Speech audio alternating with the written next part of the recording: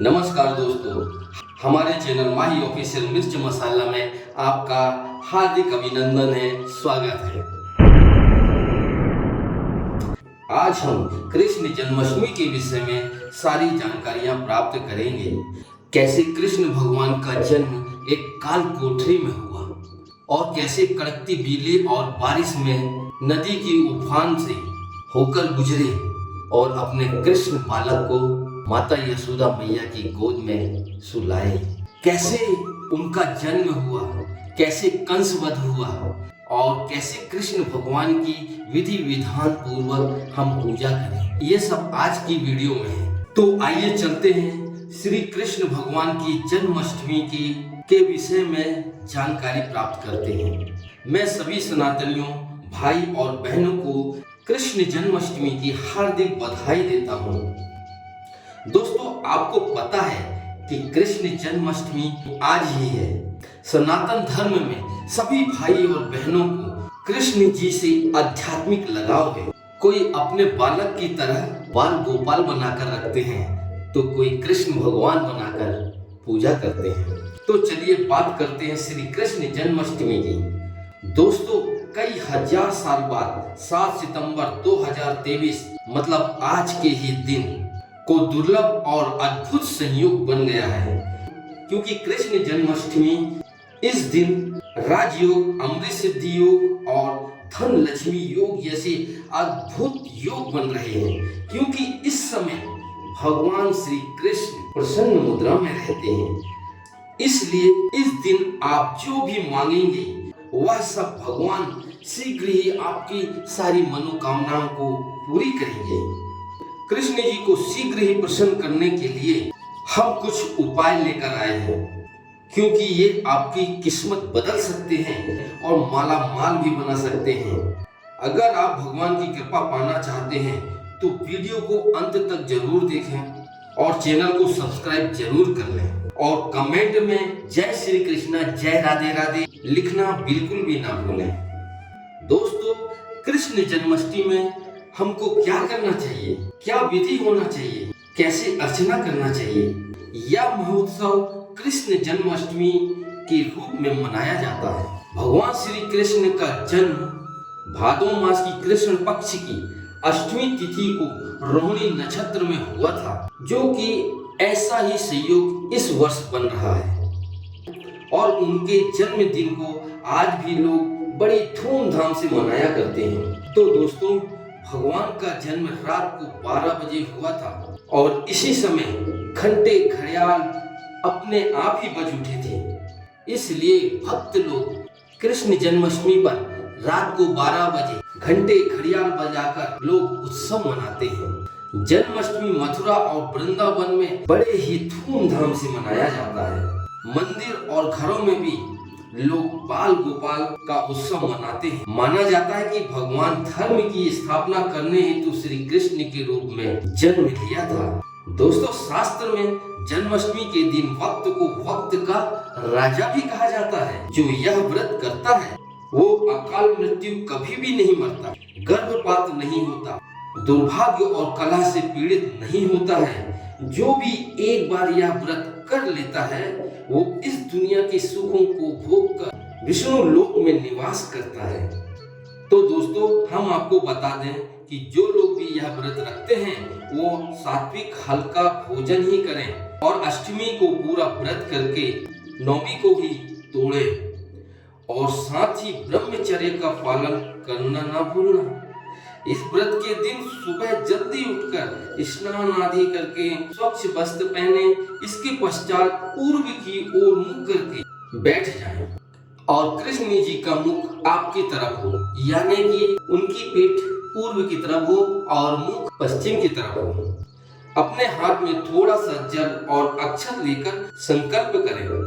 घंटे घड़ियाल बजाकर भगवान श्री कृष्ण की पूजा करें। याद रखें दोस्तों, कृष्ण जन्माष्टमी की पूजा जब आप करते हैं तो रात को 12 बजे ही किया जाता है। 12 बजे के कुछ घंटे पहले ही एक काम जरूर करें। रात को 12 बजे के कुछ घंटे पहले ही एक खीरा ले लें और उसको थोड़ा सा काटकर उसके अंदर भगवान लड्डू गोपाल को बैठा दे। जब रात को 12 बज जाए तब भगवान को उस खीरे से निकालने के पहले उसे ब्लेड के द्वारा या किसी सिक्के की मदद से थोड़ा सा काटें। उसके बाद बाल गोपाल कृष्ण को बाहर निकालें। इसे नाल छेदन कहा जाता है। फिर भगवान को निकालकर शुद्ध जल से स्नान करा दें।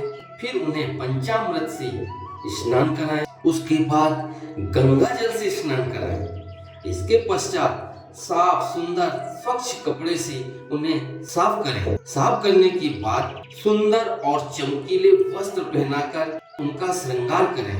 फिर उन्हें सिंहासन पर बैठा दें। याद रखें, उन्हें झूले पे जरूर बैठाएं क्योंकि उनका जन्म हुआ है। और ये बिल्कुल न भूलें कि अपने मन में राधे राधे कृष्ण कृष्ण का जाप अवश्य करते रहें। और जाप करते करते उन्हें चंदन का तिलक लगाएं, फूल माला पहनाएं और उन्हें भोग लगाएं, जो कि माखन पंचामृत से बनी मिठाई का भोग लगाएं। और उसमें तुलसी का पत्ता डालना बिल्कुल भी ना भूलें। इसके पश्चात धूप दीप जलाकर उनकी आरती करें और लड्डू गोपाल जी को झूला अवश्य झुलाएं। इस दिन हो सके तो रात्रि जागरण करें, कीर्तन करें, भजन करें, क्योंकि इससे आपको शुभ फल की प्राप्ति होगी। तो दोस्तों, आप जानते हैं कि आज ही के दिन कृष्ण भगवान ने जन्म लिया था। वही समय वही नक्षत्र पड़ रहा है, तो आपकी मन वांछित इच्छा जरूर पूरी होगी। यह कृष्ण जी का 5250वां जन्मदिन होगा। ऐसे में 6 सितंबर को 3:37 में शुरू होगा और 7 सितंबर को 4:14 तक रहेगा। इस दिन सुबह 9:20 रोहिणी नक्षत्र शुरू होगा। ऐसे में वैष्णव संप्रदाय के लोग और गृहस्थ परिवार के लोग 7 सितंबर को मनाएंगे। इस बार पूजा का मुहूर्त 40 मिनट का है, जो कि रात को 12:02 से 12:48 तक रहेगा। दोस्तों, इसी बीच आपको विधि विधान पूर्वक भगवान श्री कृष्ण की पूजा आराधना करनी होगी। ऐसे में रोहिणी नक्षत्र का सहयोग भी है। ऐसे में ही रोहिणी नक्षत्र का सहयोग भी बन रहा है, जो कि श्री कृष्ण के जन्म के समय उस समय भी पड़ा था। यह संयोग कई हजार साल बाद आया है। ऐसे दुर्लभ संयोग में पूजा करने से 3 जन्मों के पाप से मुक्ति मिल जाती है। अगर किसी की आत्मा भटक रही हो, तड़प रही हो, तो उनके नाम से यह पूजा अवश्य करें। उसकी आत्मा को मुक्ति मिल जाएगी और विष्णु लोक में पहुंच जाएंगे। दोस्तों, अब हम जानते हैं जन्माष्टमी की कथा, जिसको पढ़ने या सुनने से सभी पाप धुल जाते हैं और सभी मनोकामनाएं भी पूरी हो जाती हैं। स्कंद पुराण के अनुसार यदुवंश के राजा उग्रसेन का राज्य चलता था। उग्रसेन का सबसे बड़ा पुत्र कंस की चचेरी बहन देवकी थी। कंस अपने पिता को जेल में डालकर स्वयं राज्य करने लगा था। और दूसरी ओर कश्यप ऋषि का जन्म राक्षसन के रूप में वासुदेव का जन्म हुआ, जो कि आगे चलकर वासुदेव का विवाह देवकी से संपन्न हुआ।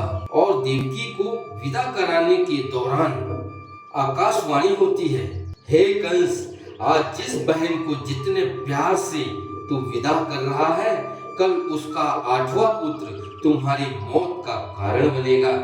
ऐसा सुनते ही दुराचारी कंस देवकी को मारने के लिए हावी हो गया, पर वासुदेव के प्रिय वचनों ने उन्हें बचा लिया।